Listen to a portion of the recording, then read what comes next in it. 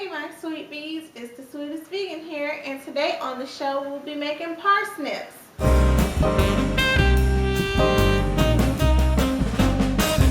Hey everybody, this is a recipe that I got from here on YouTube. It's from Bitchin' Kitchen online, and she made a YouTube video called Underdog Foods. I usually do desserts if I cook anything. I have some savory dishes, but somebody asked me to do some more like main dishes to help you all step by step.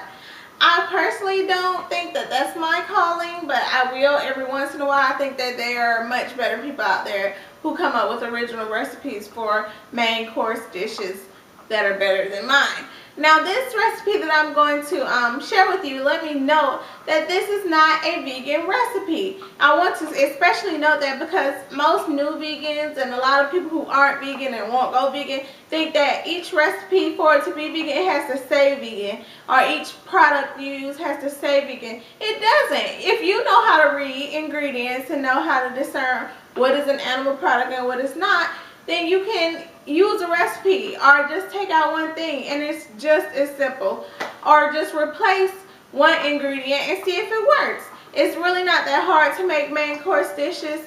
So she entitled her video Underdog Foods, and that is where I got the Brussels sprouts recipe from and the parsnips recipe. It is important to steam them to break down the fibers inside of the parsnips because they have a lot of them. I really enjoyed this recipe. I will buy parsnips in the future.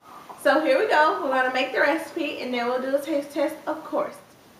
Okay, you start by not deciding to wait 2 weeks after you buy the parsnips to cook them, like I did. Anywho, you want to slice them thin. It's pretty thick, but I went ahead and peeled the outside because, like I said, I waited 2 weeks and it was getting kind of wilty. Over medium heat, you're going to heat up your pan and you're going to add in 2 tablespoons of good olive oil. In my case, that is Kroger brand. I don't know what she meant by good olive oil, but this is what I have. Now I'm going to add in my parsnips. And you want to coat them. I guess I should have did this before I made them look all pretty in the pan. Make sure they're coated in olive oil. And then you want to sprinkle with sea salt. Then you want to cover them. And my pot doesn't have a top, so I'm just going to put this plate over it for 10 minutes. So after they steam for 10 minutes, it's very important for them to steam for 10 minutes. You want to turn them to medium-high heat and flip them over to crisp them up. The ones that are really brown, I'm just going to move to the outside. Move the other ones to the inside. Now we're going to do a taste test. See how that came out? It looks like a dry banana to me.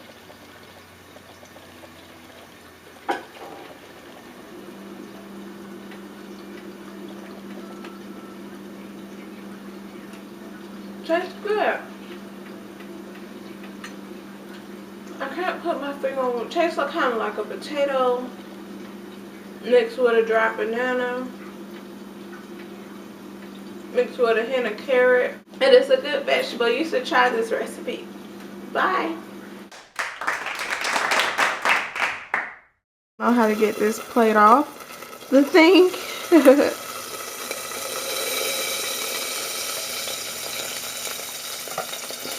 It's so hot.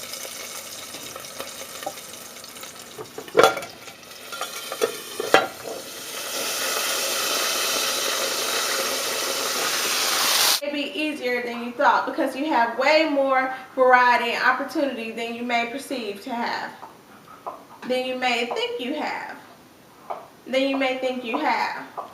Everybody thinks you're fat, Buster.